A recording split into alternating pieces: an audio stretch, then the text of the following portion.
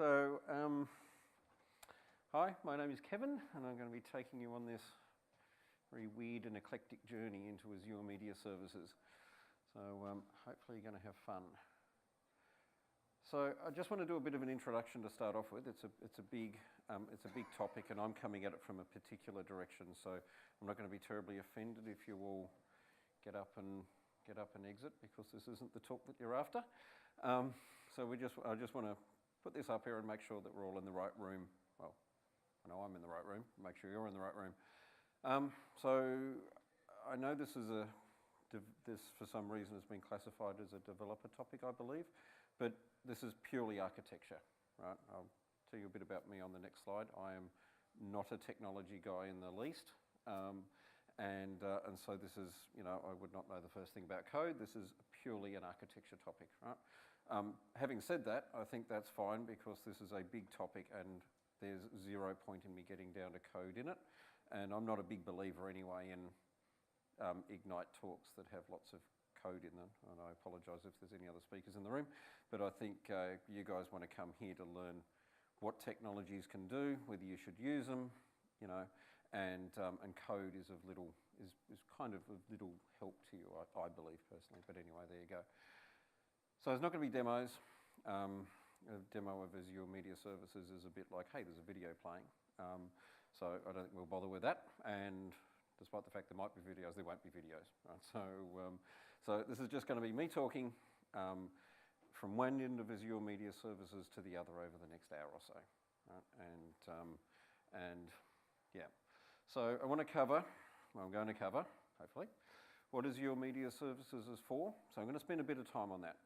Why would you use it instead of something else like YouTube? So I want to spend a bit of time on what video is for inside an enterprise, what video is for between an enterprise and its customers, and why media services might be the right product for you to use. Because there are plenty of choices. We want to make sure that you're using it for the right reasons. Then I'll go through the overall architecture, what on earth it is, and what all its bits are.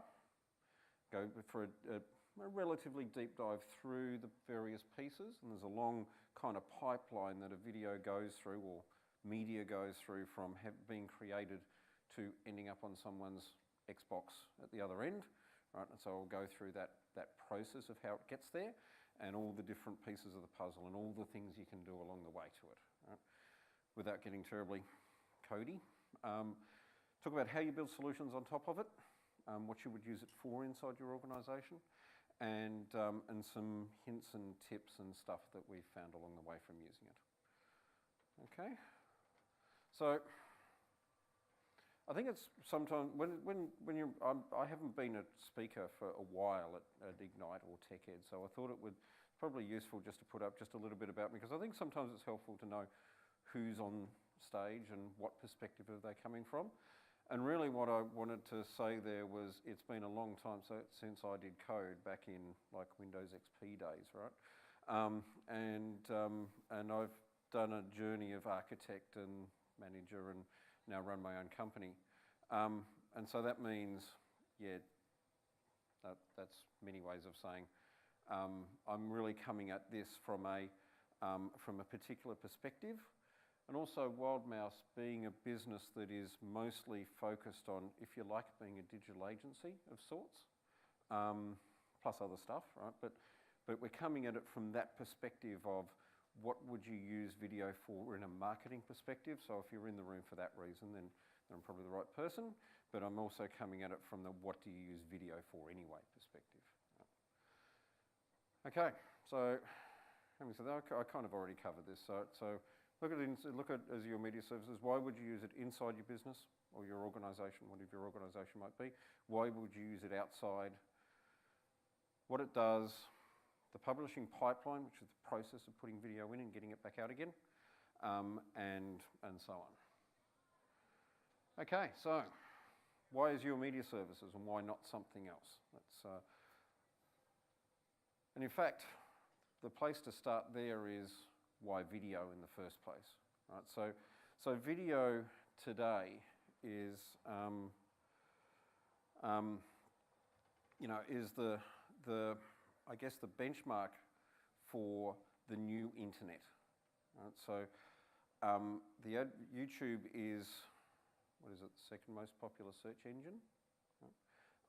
Is a tremendously popular video platform, is a tremendously popular website in its own right, and is the place that people automatically go to find things increasingly today. And that speaks a lot for why video, right? Video is the most easy to consume content for the general public at large and for the staff inside your organisation, right? It is so much easier to consume than the written word, and hence that's why, Google, for example, promotes video content over other kinds of content. So, it's very much the case that if your site isn't using video, then you're missing out. And it's very much the case inside your organisation, I'll go through this in more detail, that if you're not using video to communicate to your employees, you're doing it probably the least effective way. Right? So video has become the benchmark, right? And we can see that also from the rapid increase in the amount of podcasting that's going on, and the numbers of viewers that popular podcasts are getting. Not that Media Services is a podcasting platform, but the fact that popular podcasts now have audiences in the millions is an indication that video itself has become such a popular way of consuming content. Now, Media Services, by the way, does audio as well. It doesn't have to do video; it can do audio too. But just focusing on video there. Okay. So here's I'll let you guys go through the slide, right? But this is a recent survey of a whole pile of different businesses on where they're using video.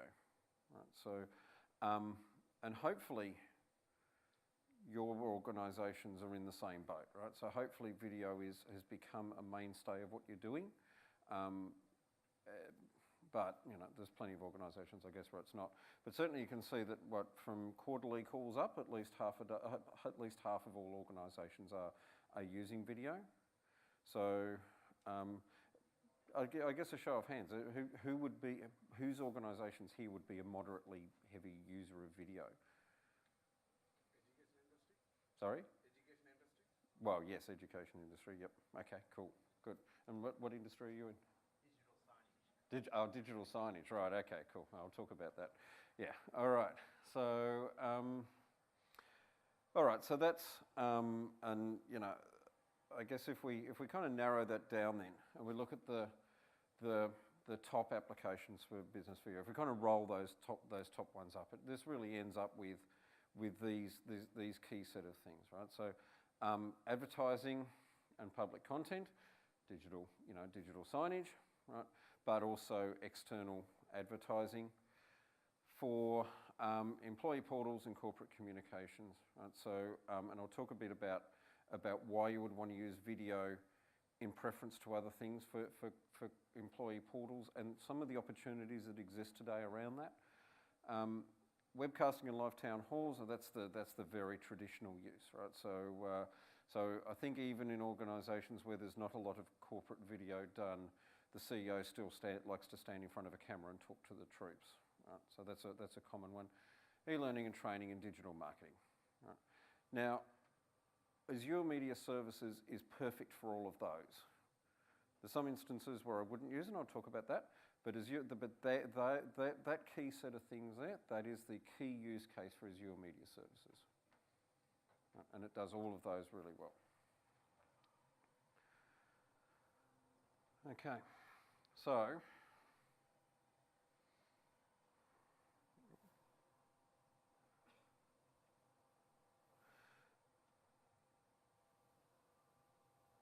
all right, so Azure Media Services really, to empower all those things we saw in the previous slide there, Azure Media Services really provides a set of services that are really depicted on this slide, and we'll drill into this in more detail. Right? So at the top is the hopper into which you can place pretty much any form of video or audio content that you want in pretty much any format that it might happen to come in.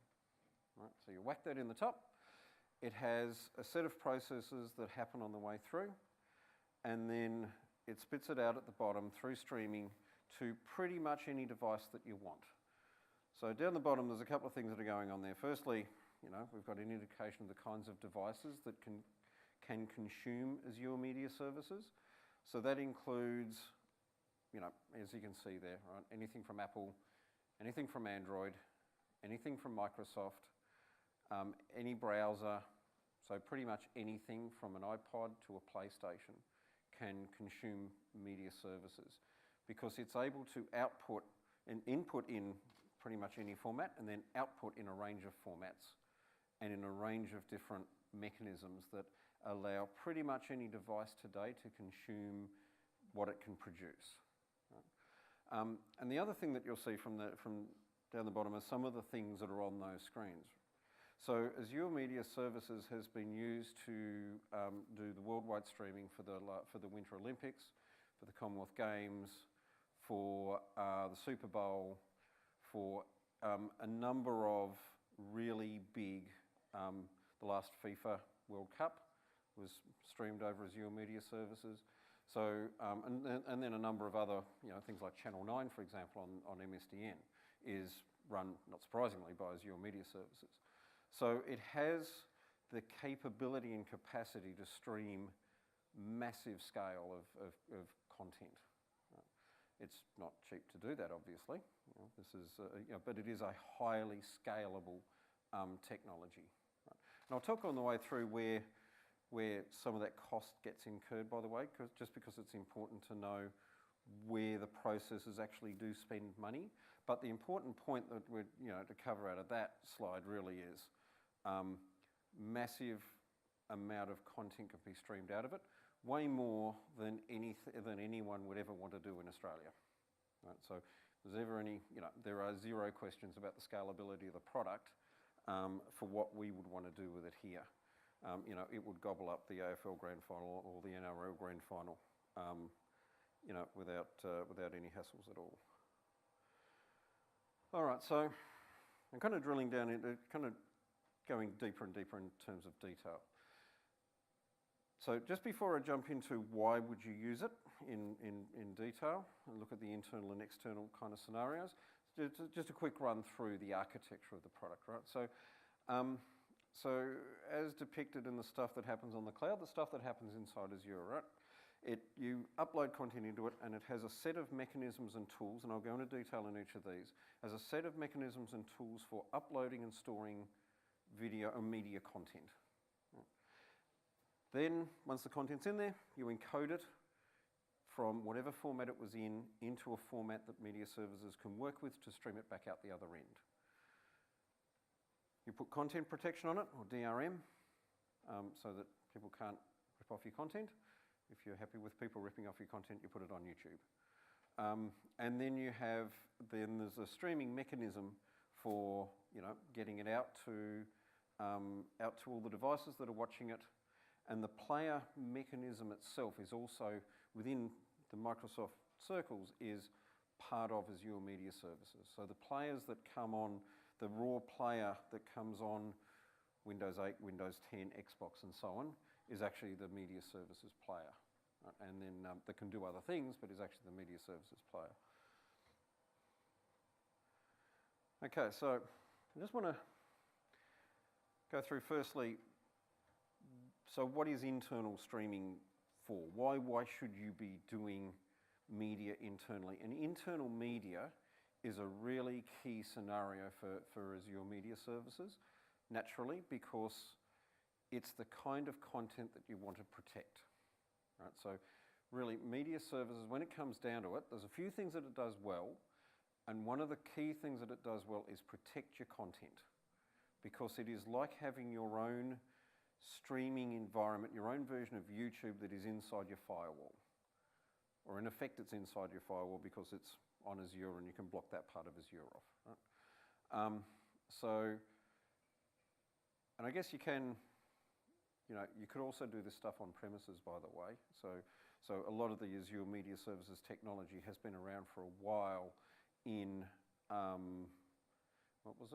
streaming media server, I think it was, on Windows NT and so on, is where it's come from. So you could do it on premises, but you know, this is a perfect cloud scenario, and it really shines when you want to protect your content. So the kinds of scenarios for internal, and by that I mean, not only can you apply DRM to it so that somebody can't copy it and run away with it, but you can also make it so that people can't view it unless they have authorized access. So you can, you know, you have to log into the portal to be able to, or you have to log into Azure Media Services to be able to view the content, right? So the kinds of scenarios for internal use, the ones I really want to focus on is just to get us all thinking about what it means now that pretty much every device has a camera in it, and pretty much every device can record, and every device can record well. Given that for a lot of staff, writing good documentation is really hard, and writing, you know, training materials for other people to use is really hard, video is a great way of democratizing all of that within your organisation. So allowing staff to be able to record their own content to be able to upload to what is effectively your intranet is a really powerful thing, right? And you are going to get far more content out of that than you will ever get out of empowering people to write stuff, because people just won't write stuff. But people are now very used to even creating their own YouTubes, but certainly to Skype and video conferencing and things like that. And they're not frightened of sitting in front of a computer and talking today. So you're going to get a lot more content out of people if you do that. Right? And that's you know, there's some obvious scenarios I'll talk about on the next couple of slides. But the one that I really wanted to impress on everybody to really think about is, okay, could we use this content? What could we use this technology for? And the real thing you can use it for is to get, you know, unless you've got a use case already like digital signage, the real thing you can use it for is to empower your staff to share. And video is awesome for that, right? It is the best way of getting your staff to share. So on top of that, right, I just want to make sure I've got everything. Okay, and then on top of that, you've got some obvious scenarios, right? So, so training and training content is, you know, I think just about every organisation has worked out today that in room, you know, in situ training is expensive and difficult to run, right?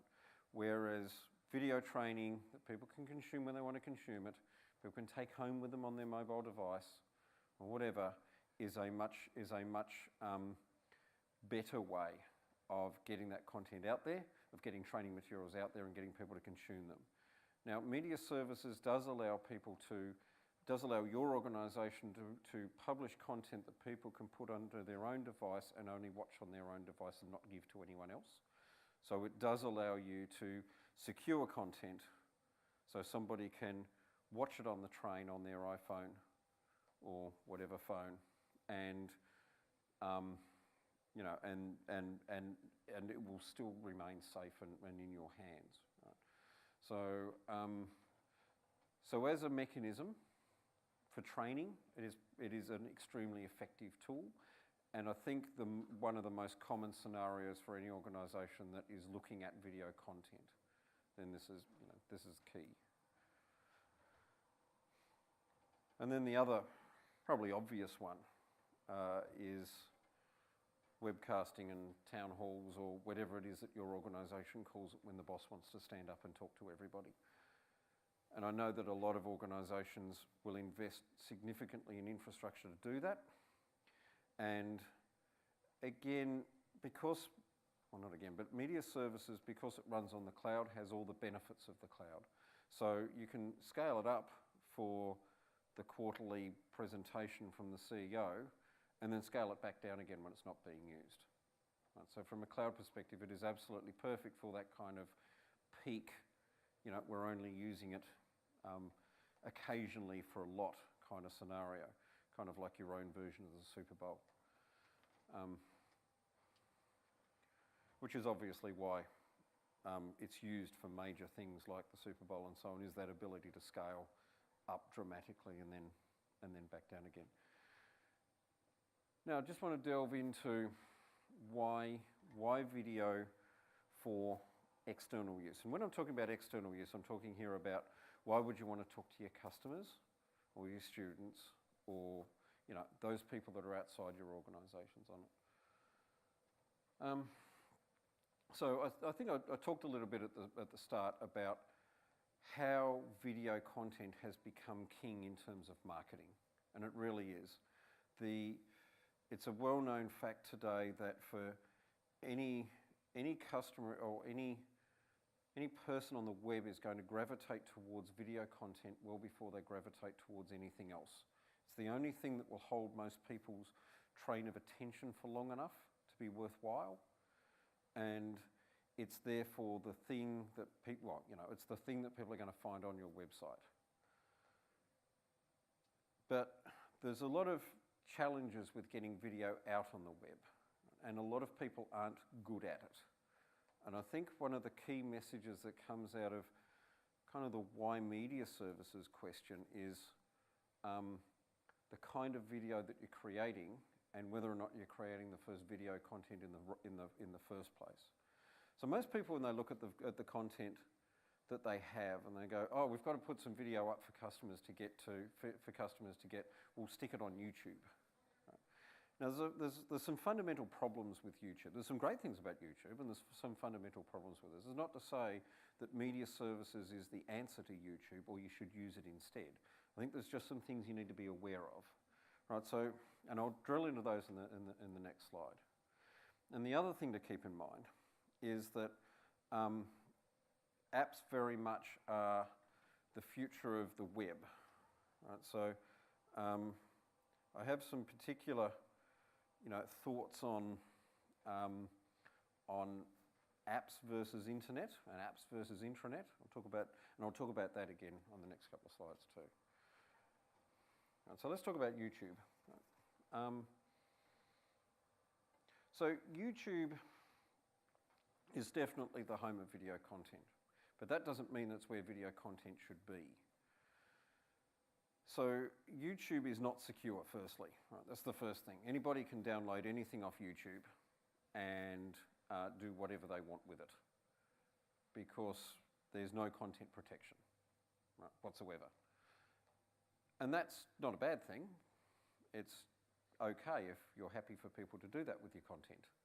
And it's okay if you have something that you want to be the kind of content that makes its own way across the internet and gets shared and all that stuff, right? If you want it to be viral, that's fine. And another problem with it is that a lot of people put content up on YouTube that is not for YouTube, right? Because YouTube is a social media platform, is a social platform, it's made for viral content.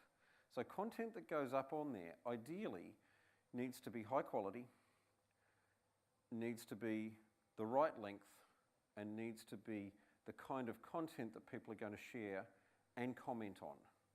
So any video that's on YouTube that has, for example, comments disabled is clearly in the wrong place because it's missing the point of the platform.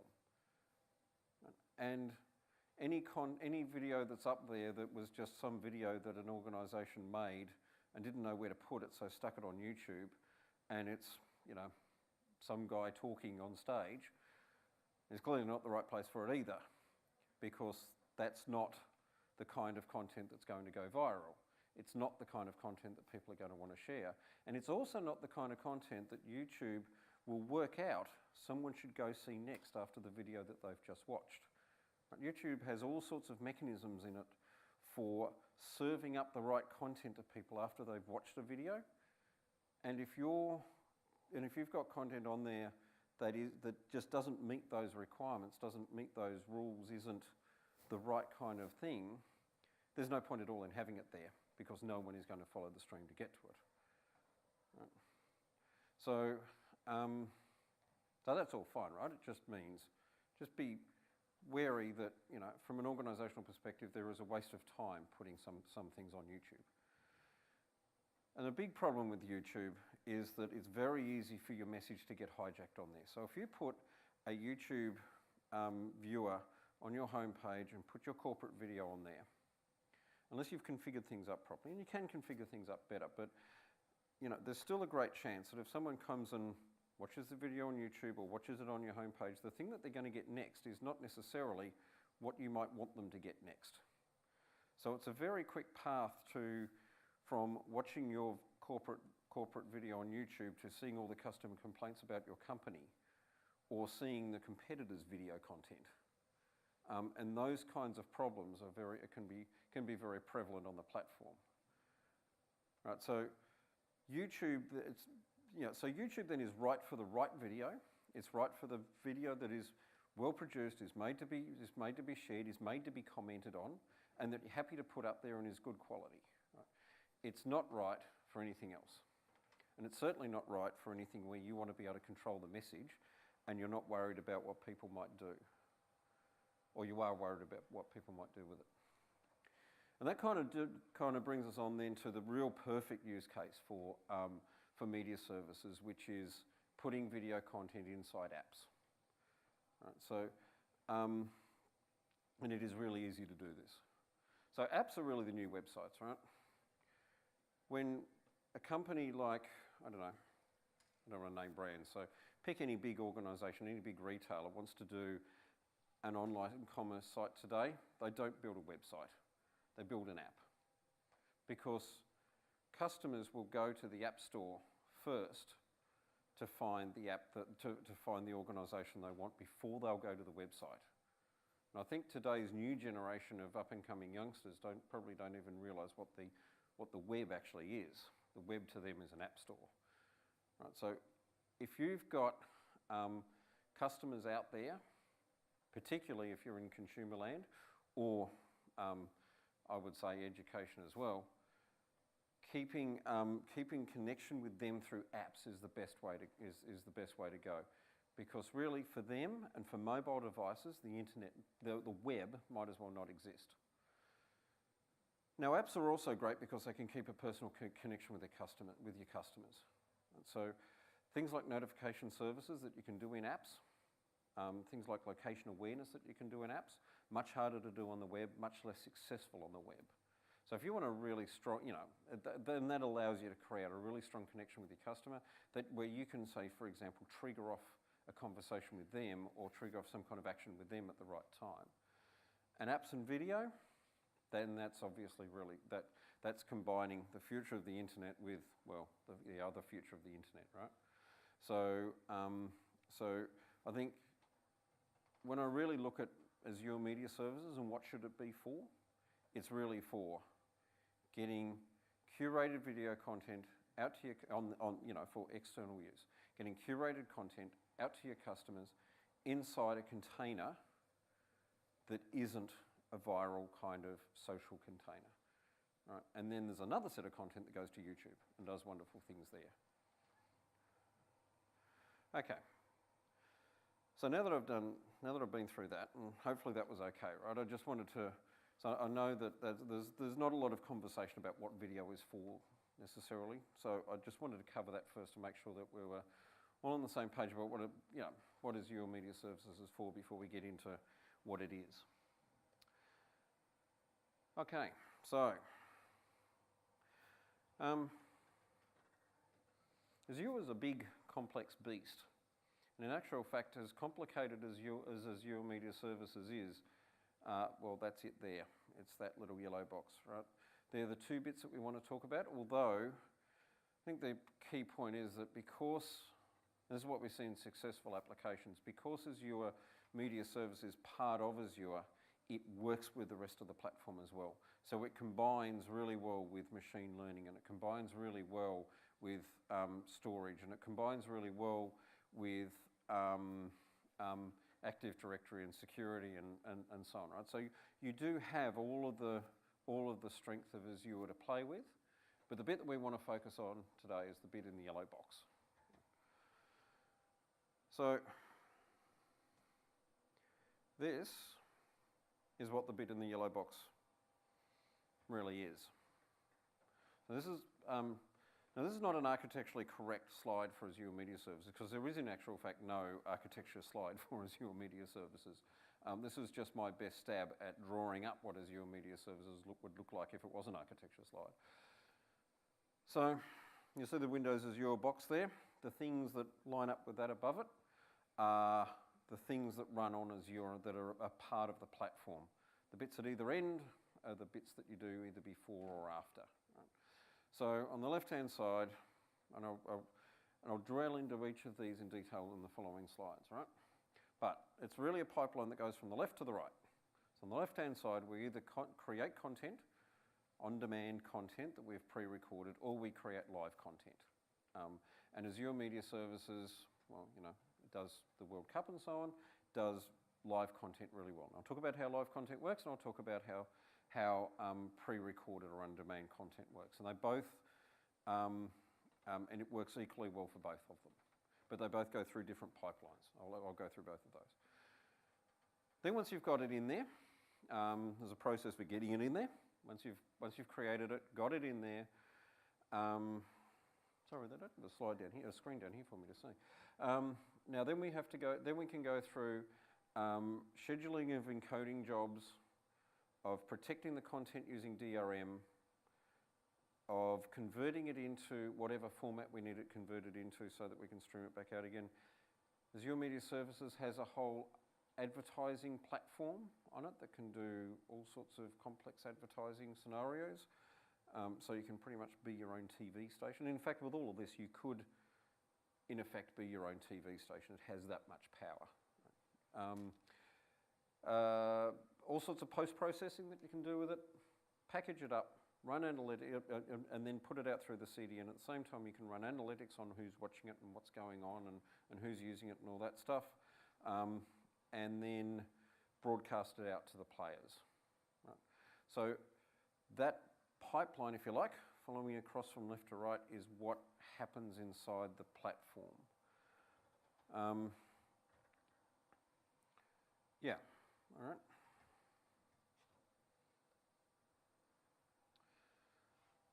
So, just starting now to go through step by step what's going on. So firstly, if we talk about on-demand video, so this is stuff that you have pre-created somewhere inside your organisation. It could be stuff that you've recorded off the quarterly town hall. It could be stuff that you've allowed your staff to create themselves, or it could be, and I would suggest increasingly, it could be stuff that content or video that you've recorded from inside apps. About, I don't know, exams, kids doing performing arts exams, certainly in that scenario. It could be stuff that you've recorded about insurance claims, or anything, right? And I think the amount of storage that you have available on the cloud means that if you really think about it, you will find a myriad of scenarios for why you should be creating content to save to the cloud. So anyway, one way or another, you record your content, you create your content. Again, doesn't matter what format it's in, as long as it's a video file. You upload it to Azure Media Services into blob storage. All sorts of mechanisms, obviously, for getting there. Programmatically, because it's just an upload to blob storage after all. But you can also upload through the Azure Media Services portal, and there's a tool that you can install that I'll tell you about at the end of the talk. But one way or another, create the video content and put it into blob storage.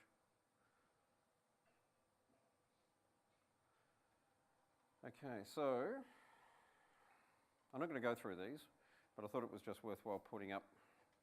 There is all the formats supported by Azure Media Services, which pretty much covers everything. Right? And really, the aim that Microsoft has there is to allow you to create content. It's not so much about this is different to downloading stuff off Pirate Bay, right? This is about what content, what tool am I using to create content, and it could be Adobe Premiere or something like that. and being able to take that raw content straight out of there, upload it into media services, and it will look after it. Right? The most prevalent ones are the ones in bulk with the MP4 files. Okay. Now that was pre-recorded content.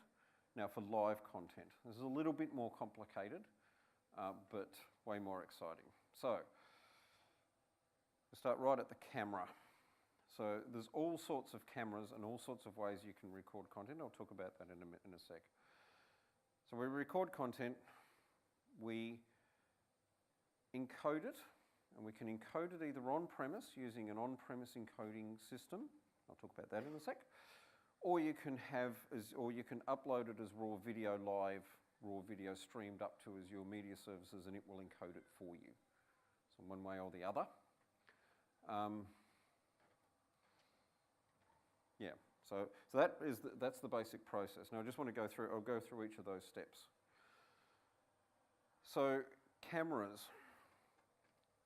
So this is where things can get a little interesting, right? I was talking before about the problem with the content that people put on YouTube. And if you're creating content, well, the world that we're creating content for today is a world that is very savvy. So your staff are consumers when they're not at work. They have the same level of expectation about the quality of content that they get to see that they have when they're looking at video content on YouTube, at well-produced video content on YouTube. The good news is it's really easy today to get really good cameras. So a Windows Phone would be a perfectly good video camera for media services, as long as you put it in a tripod, so you're not wobbling it around everywhere, and as long as you've got decent lighting, and as long as you've got maybe a backdrop, and maybe ultimately you end up with a studio to be able to do this stuff well. Right? So, it's one thing if you're talking about recording a pan around a car after for an insurance claim, that's fine. But if you're doing stuff to either send out to your staff, or even worse, if you're doing stuff to send out to customers, then you want it to be really good. Right? The good thing is it doesn't cost a lot today to do it, but probably what you want to do is set a room aside somewhere that is a studio in effect. And you can kit it out for all of about $2,000 to be a good studio, or you can spend an absolute fortune and kit it out properly to be a really good studio. And if you're going to get serious enough at this stuff, then maybe it's worth doing that. And then you need an encoder. Well, you don't actually need an encoder, because you could just record your video footage on your Windows Phone, upload it to Azure Media Services and let it do the encoding, and that's fine. Or you can get something like this thing, which is a new tech TriCaster model 400 and something, just as an example. I'm not necessarily promoting their products, but just as an example. Now this kind of puppy, this does multiple camera feeds in. So you can imagine if you're recording the news, right, and you've got multiple cameras or something like that, and you want to be able to cut from one camera to another, it does that. It does titles, it does the green screen stuff, so you can put someone in in front of a green screen and make it look like they're on the set of CNN or something like that. And it does all the transitions between shots and all those sorts of things, right? These aren't really that expensive. And really what it is a really powerful PC with a control surface. And it's got enough decent video cards in there and enough CPU grunt to be able to encode on the fly and handle the transitions and so on live, which is not really that hard to do. And they don't cost that much, but if you're going to be serious, then this is the kind of stuff that you want to think about getting. Right? And they also support kind of like an editing workflow and things like that. Now, Media Services has a set of encoders that it's able to work with.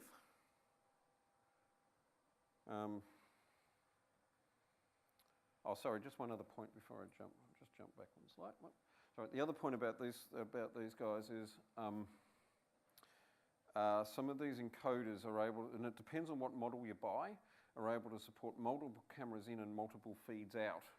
So really here I'm talking about, really custom kinds of scenarios, but I just wanted to sort of share it to show how far media servers can actually let you go. You can go all the way from someone with a mobile phone through to, I've got a setup with 4 or 8 cameras, and I'm streaming out, you know, half a dozen different channels of streaming media onto the internet. And media services and gear like this will allow you to do all that. And that stuff is not really that expensive, you know, for a corporation. So if you want to get into that kind of thing, then it's entirely achievable. But it's just interesting to see what you can achieve with the product. It really is a product that has no bounds to it, and you can do anything from, you know, recording something on a mobile phone for half a dozen people through to the FIFA World Cup on the same piece of technology. It's really quite amazing, the cloud today. There's a set of products that Azure Media Services works with. It only works with a few encoders. And which encoder you want, so that was a TriCaster on the previous page, but I'm not necessarily recommending these. Each of these are in different price ranges and have different capabilities. So you kind of pick the one that has the right scenario for you, but it has to be one of those ones. And it doesn't really matter whether it's smooth streaming or RTMP. Media Services slips it up either way. Okay, now that we've got the video content in, we'll go through the pipeline that happens with the content when it's inside Media Services and how it gets it back out again. But just to talk about that, first we have to talk about adaptive streaming and codecs.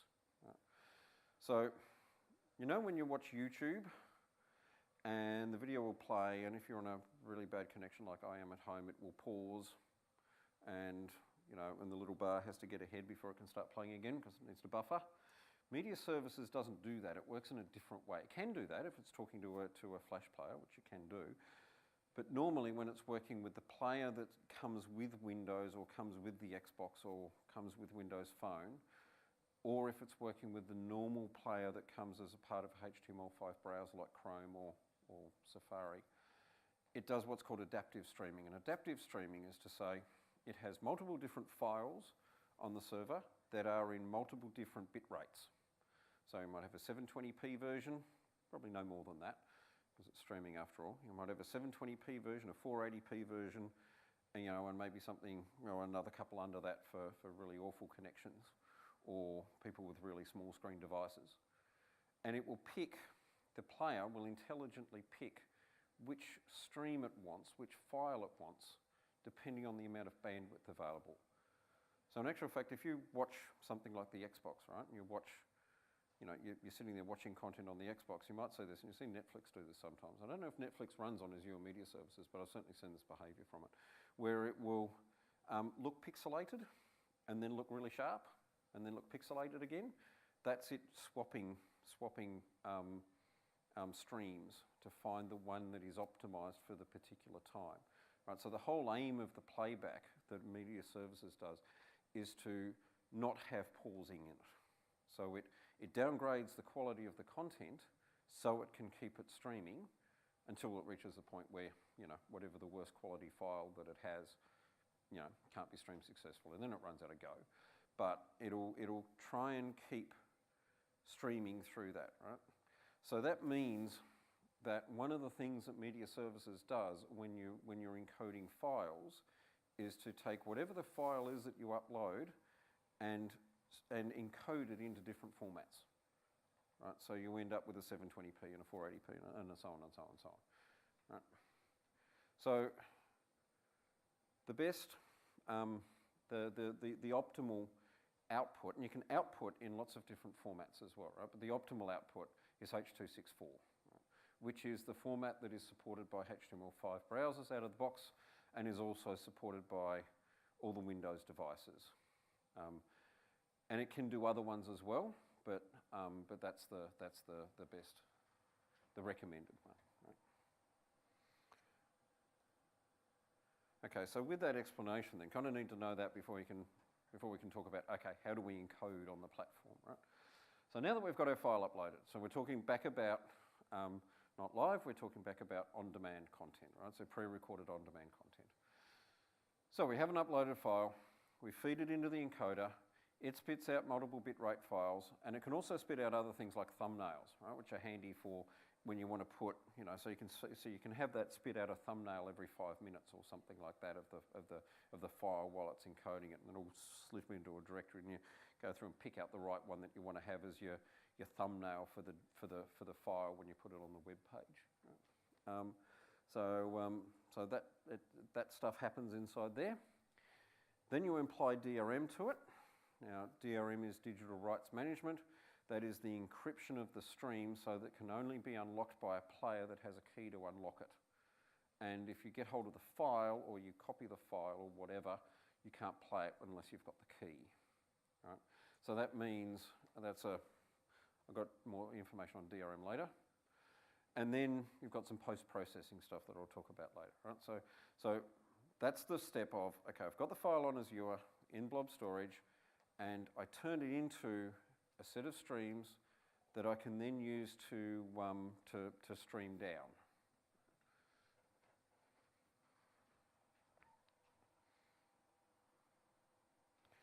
And then the same thing for live video. Live video is quite different because there's all sorts of amazing things you can do with live video.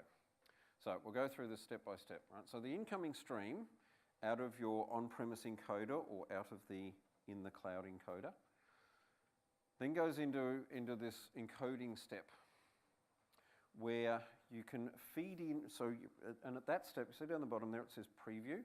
At that step there's a live preview that's available on a screen like, through the web, right? So you hook up your browser to Azure and you can see the video playing, and you've got options there to insert advertising into it, for example, on the fly. So if someone scores a goal, stick an ad in, right? You can actually do that with Azure Media Services. You can, and at the same time, and so each of these files, by the way, each of these streams, by the way, that's going into Azure Media Services into the live processing is called a channel. Right? So you have multiple channels coming in, one or multiple channels coming in, and you can cut those channels into programs also using this preview tool. So you can go, okay, the last hour of that, I want to make that a particular program, and then that will cut that off and stick it into the same spot that you would, well, in effect, would stick it into the same place that your pre-recorded content is being uploaded into blob storage, right? So you can take a live stream using media services and put advertising in it as it goes and cut programs out of it as it goes. And you can also set up scheduling so that you can say, okay, I want every hour to be cut off as a separate program out of the live stream. And it will do all that for you automatically. So you end up with, the viewers on the other end watching the live stream and the stuff being recorded down. And the other thing it will do for you too is buffer.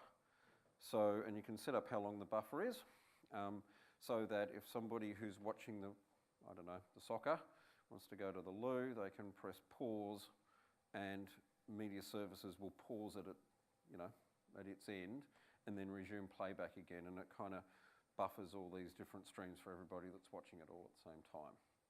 So amazingly clever piece of technology, right? And then for the live stream, it can also apply DRM to it. So, for example, you can make people pay to watch whatever content it is that you've run. Effectively, DRM is to protect your content, either so that you make people pay to watch it or use it for, say, if you only want stuff to be viewable inside your organisation, people can only view it if they have the key. Right. Okay. Now, we go for a little while. Do you want to pause for questions? I don't know, I've covered a fair bit of content and I sense it's been a little... Is everybody okay? You're all wandering along okay with me? No questions yet? Okay.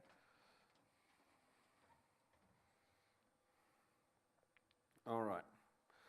So let's have a look at, just a quick look at DRM. Here we go.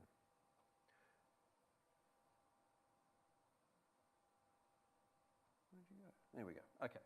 So, so DRM, as I was saying, that makes sure that people can only watch the content if they have a key to be able to watch it. So the idea is that the content is coming through one IP address, one port, and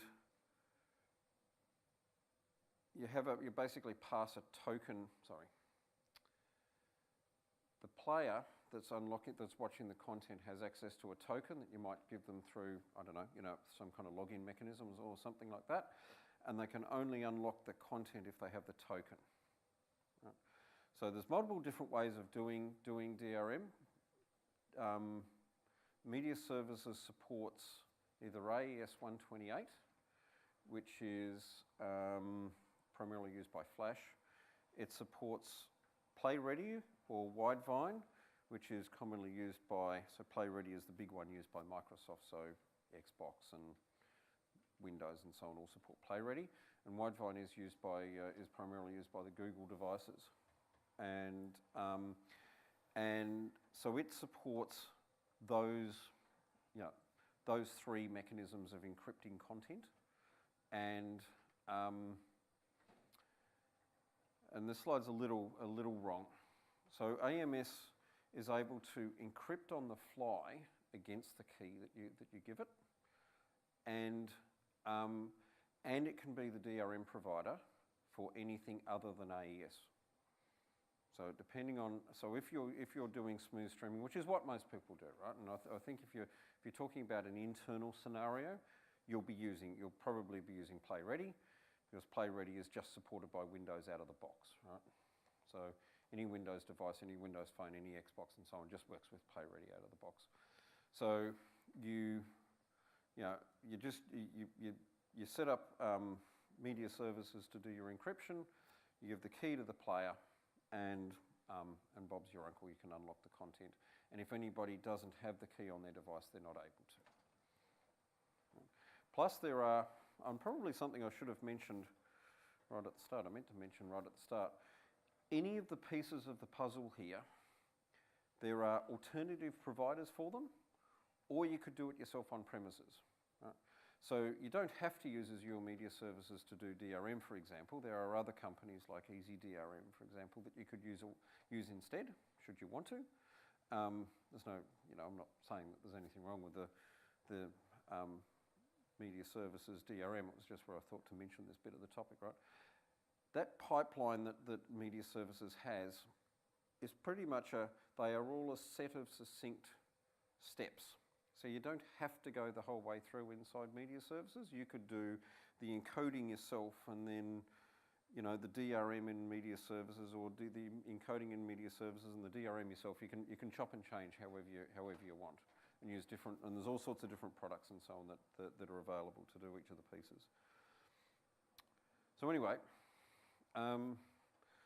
The step after, well, not really the step after DRM, but as well as DRM, we've got this processing step that Media Services can do, which is kind of like an additional processing step.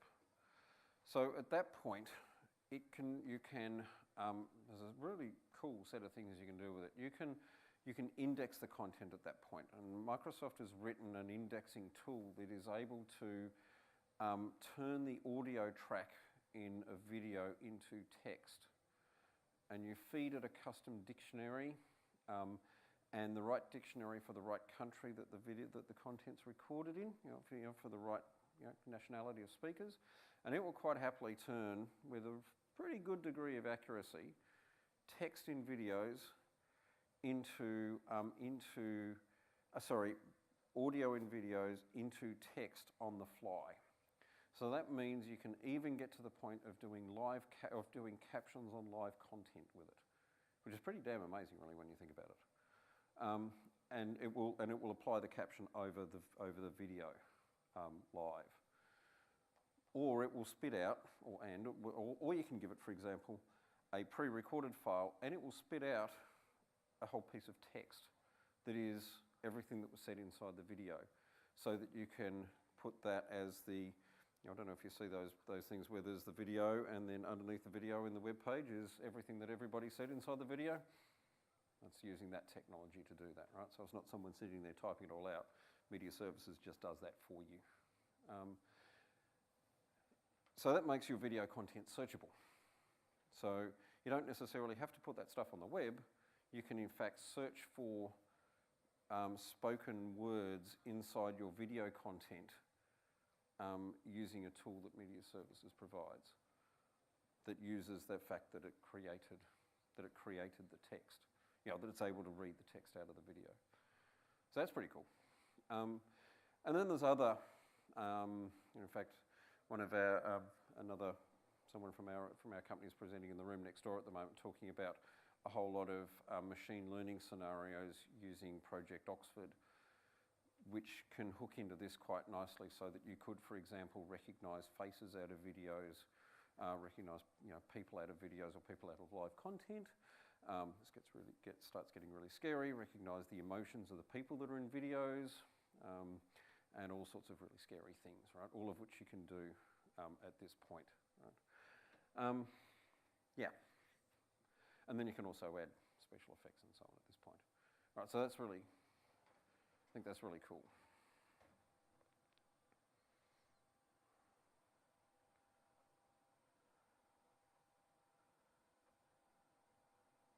Oh, sorry, and the other thing at this point, you might have seen a demo of a technology from Microsoft that they had about a month ago or so, that they made a bit of a splash around about, called hyperlapse, which is you can feed in like video from your GoPro riding a bike down a path. You can feed it into hyperlapse, the hyperlapse tool, which is a website, and it will spit it back out as smooth video.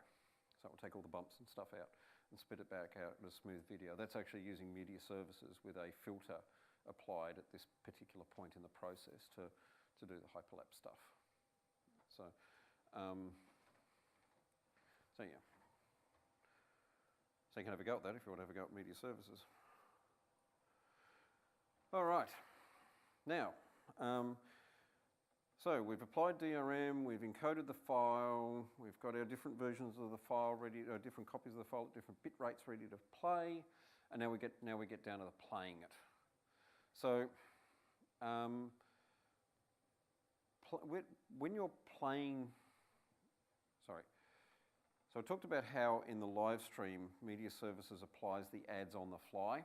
It actually applies the ads at this step in the process if you're doing, if you want to apply ads, when you're doing on demand. So we start off with the manifest, which is an XML file so you actually point your player at the manifest, not necessarily at the stream. And the manifest contains the information about where all the different bitrate streams are available, and where the file is it's going to use to do the advertising. I'll talk about that in the next slide. And then the player will then talk to Media Services to, using the information that was in the manifest to pull down the right media stream depending on the quality of the bandwidth that it's got to be able to play it and the size of the screen that it's got to be able to play it in. Right, and you don't really need to worry about it much other than that, but that happens at that point. And then the processing step on the end there is it then applying advertising and other things to the stream while it's playing. So the player that comes in, that Media Player supports, has smarts in it to be able to do all sorts of stuff with advertising and so on that I'll tell you about in a sec. So the story doesn't necessarily stop when you've created the stuff on Media Services. It carries all the way through to the player. Okay, so Media Services supports, or the player, and by player, right, we don't just mean the players that are inside Windows. A player inside a HTML5 browser will also do this stuff. So it supports 3 types of advertising. And I don't know if you want to do advertising, but let's talk about it anyway. It supports 3 types of advertising. Linear, which is your traditional TV advertising, so it stops the video so it can play the ad. And you can put those in at points in the, so you create a file through one of these standards that's listed there. They're all pretty much the same thing. So through one of those different standards that's there, you create a file that is in the manifest that we covered on the previous slide, right? And you can put in that file effectively at 35 seconds, play this ad, hyperlink to ad. At such and such time, play this ad, right? And it will stop the player play the ad, take control of the player so a person can't skip the ad if you want, and then start playing again, right? It can also do non-linear ads, which are the kind of like overtyped or, display ad that's over the video footage as it's playing, that the TV stations use for the show that's coming up next, sort of stuff. You can do that. And you can play linked companion ads so that in a window beside the video, it will put another window with whatever content you want to put in there that can be synced with the content that's in the video. Right. And then it supports click-through inside the player and so on, so that if when somebody's watching it, they want to buy the car that's in the ad, they can click on the ad and it will take them to the website and record the fact that happened and all that sort of stuff. And so it does all that too. Right, getting down to the tail end now. So just a word about CDN. CDN's a big deal when you're talking about Azure Media Services, right? Because it all comes down to cost and performance. Right? So I was supposed to explain the concept of CDN, right? Just in case somebody doesn't know. So Media Services has a hub. Media Services does exist in the hub in Sydney and the hub in Melbourne. Right? But if you're in Perth, you've still got to run across Australia to get the content, which can lead to performance issues. CDN is about saying, okay, so I want to cache that content to a node that's close to me, so that I'm not going all the way to there to get it. It was particularly important when there wasn't actually a data centre in Australia and it was in Singapore and you had to go all the way to there. Then CDNs became even more important. Right? And so there's different types of CDNs from different vendors. And I won't necessarily plug one over the other, but you want to have a look at where are your customers and where are the nodes for the CDNs, because different CDN vendors have different numbers of nodes. Right? And so therefore, you might find that, so if you've got a provider that's got 5 nodes in Australia, it's still likely that you may end up a fair way from one.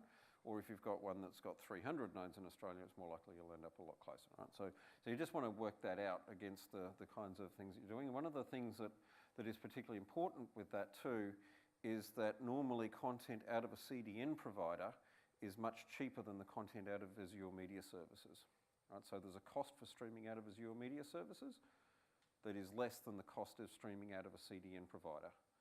So what the CDN provider will do, you'll hit the CDN, and if it's the first time that piece of content has been streamed, it will grab it from Azure and cache it locally, and so you're paying the cost of getting it out of the CDN after that, not the cost of getting it out of Azure. Right? And that works for live streaming as well, believe it or not. So it will cache the live stream at the CDN, and then you get it out of there. The next person that's watching it, even though it's live, there'll still be enough of it cached in the CDN to mean that you're not hitting Azure Media Services all the time, right? So it's a cost thing, right? So if you want to do Azure Media Services, that's great, but also think about maybe you should be looking at CDN at the same time. And in fact, if you're running like a decent website, then you should have CDN anyway, because CDN is not just about video content. CDN is about any kind of content. Right. Oh, sorry, I should have put that up. That's the CDN diagram. Right, so that's really saying what's, it sits in front of Azure Media Services and caches the content. Now, if you're talking about using Azure Media Services for internal stuff, you'll be interested in this diagram, which is not something that's documented anywhere, and we worked out ourselves. You can actually use IIS ARR forward proxy to cache media services inside the firewall. Right, so this is important because if you create a training video that 500 people inside your company are going to watch, remember, even though it's kind of being, media services is great because it lets everybody watch it, you're going to have 500 people going across the internet to get that video. Even if you've got a CDN provider, because then they'll be going to the CDN to get it, but they're still going through your firewall to get it. Right? using the configuring up the ISARR proxy, and we've got a blog post on our website to do this, right? So on wildmouse.com, right? So if you configure that up properly, in effect that can become an internal CDN, which will mean that all of your players will go, all of your 500 people will go to that, or the first person, the first one will stream it down, cache it at the proxy, and then everybody else will get it from there, right? Which means if you're going to use it for internal training and stuff like that, it makes things a lot easier.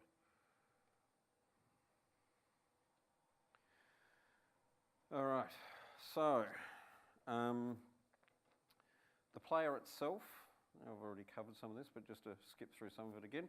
So the media services player provides everything you need out of the box, and it comes with Windows. It's just the player that Windows uses, or the Xbox users, or Windows Phone users, right? So the thing that comes up that plays video is actually quite a complicated little beast, and is provided by the Azure Media Services team. Flash Player can also consume, or media services can also stream content to be consumed by the Flash Player. The Silverlight Player in Windows 7 supports Play Ready, so it's also already configured up to work with it. I'm running out of time. And there's an SDK that'll allow you to create Windows Store apps. All right, I'm running out of time, I think, so I'll skip through this bit fairly quickly. If you want to try media services, it's actually built into Office 365 Video. So the Office 365 Video tool, or the video thing that comes with Office 365 is Azure Media Services, minus a whole lot of the smarts. Right? So it doesn't do a whole lot of the clever bits that Media Services does, but it does allow you to upload. And you'll notice when you upload a video and then it sits there for ages before it appears, that's it encoding it. Right? That's the Media Services encoding step happening, and then it appears, and then it plays it in the Media Services player. Right? So that little thing, but it's missing a whole lot of the other smarts, of course, because it's just a cut down pre-packaged thing, but it does do it. Right? So if you want to do, if your requirements for video are met by that, then beauty. Right? And then there's this puppy, which is a tool that the Media Services team created that allows you to control media services using an app, more an application that runs in a Windows application, right? And that allows you to do pretty much everything that you want to do in media services through that tool. Right? So you can create live channels, you can upload video, you can encode it, you can create channels to play back and all that stuff.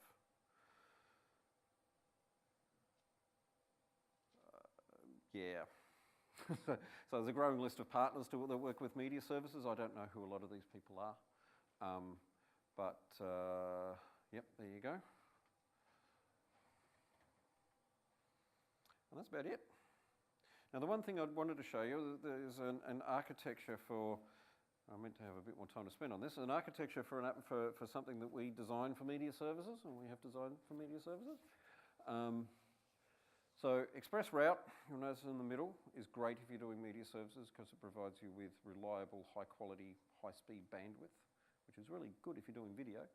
So you can see here we've got some pre-recorded video going to blob storage. We've got the on-site encoding going into the ingestion things, and producing the previews, creating the programs, and all ending up in the blob storage.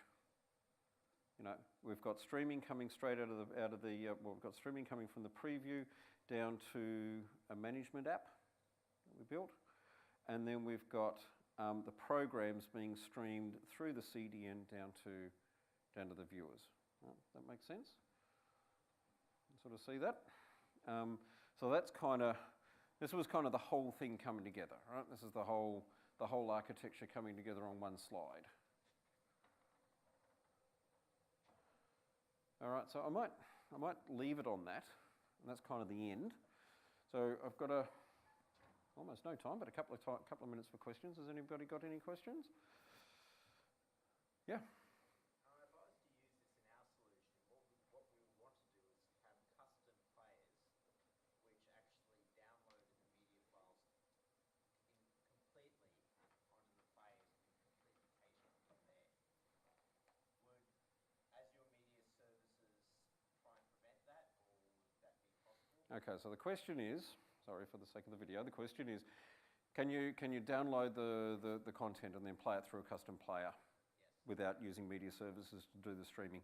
Yes, you can. So you can replace any of those parts of the component, any of those parts of the entire puzzle, not use them, replace them with something else, mix and match however you want. So that means you could encode, create all your video files, and then download them.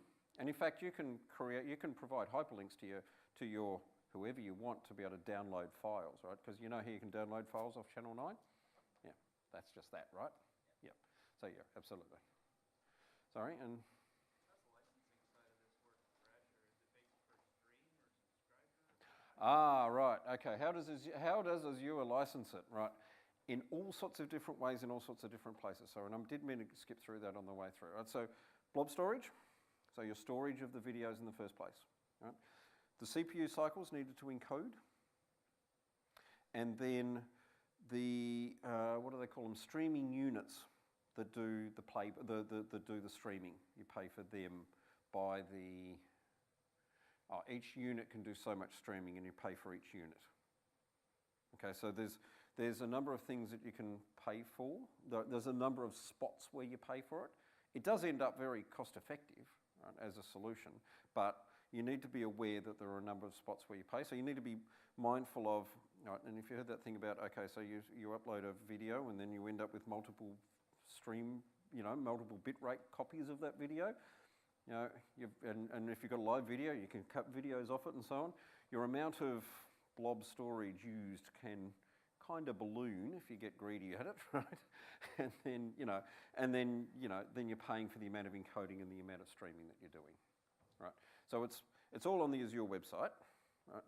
But and I think if you can really manage it really well, if you're careful with how you manage it and careful with how you do it. But if you're going to do something for streaming to relatively small numbers of people, I'm talking not the FA Cup, but if you're talking to relatively manageable numbers of people inside your organisation, really cost-effective solution for that. Yes, there is. So there's an ingress cost. Actually, that was the other one, right? So there's the copy up, there's the file upload, there's the blob storage, there's the encoding, there's the additional processing that you might want to do, and there's the egress cost. So if you were distributing that content, say, in a single workplace, you'd be better off having some sort of local service to distribute the content. And that's why I talked about that. That proxy, right? Using the internal proxy to do that. Yeah. Yes. Yeah. Sorry. Yeah. In this process, is there any way we can give the rights to the particular people in organization for this content? Yes. So can you give rights to particular people to see particular content? Yes, absolutely. That's what DRM's for. Right, so you need an understanding of DRM. So, and I didn't want to, through this talk, I didn't want to go into, obviously, I've run out of time and I've only skimmed, I wanted to do the end-to-end. I couldn't go too much into detail in any particular area. But DRM is the answer to that. And yes, absolutely, you can restrict content to certain people, to certain things, right? Plus, you should be able to do that too through AD and security that way on the files at the other end that people are attempting to get to. Right? So 2 ways to do it, depending on which is the right one for you. Yeah. All right, I think that's probably it, because our next speaker's waiting patiently for me to get off the stage. So thank you, everybody. So don't forget to do your, I'm supposed to tell you to not forget to do your thingies, your session evaluations. But, cool, thank you very much. I hope that was helpful.